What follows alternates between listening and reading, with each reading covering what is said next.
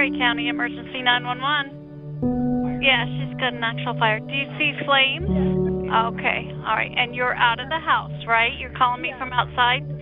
Okay, my partner's going to go ahead and get everybody there for you. Gilbert Roland, Story City, you're needed for a structure fire, 17918 Silverthorne Lane. En route 1120. Just need you to stay on the line, okay? Where were the flames coming? 2 are in the house, possibly upstairs. On scene, working fire on the Alpha Delta corner of the 2-story single-family dwelling. All residents are out of the house. Command, we're going to have to take a hose line up to the second floor. It's too much heat.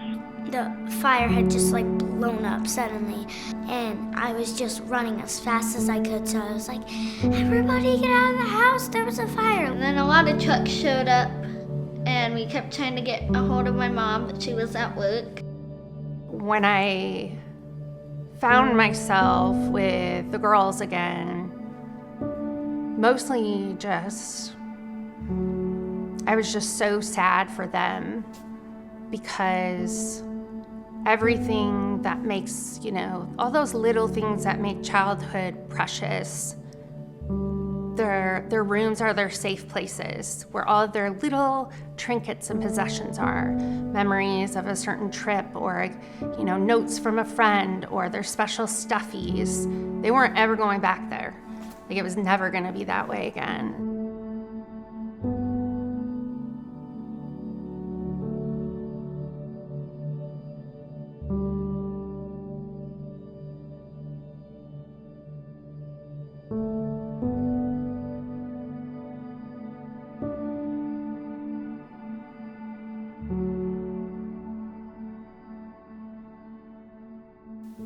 The first person to get here from the fire department was Josh Bennett.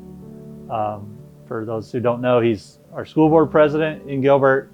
He's a firefighter in Ames, and he also volunteers for the Gilbert Fire Department. And he was the first one to get here in his personal truck. He had his kids home with him that day.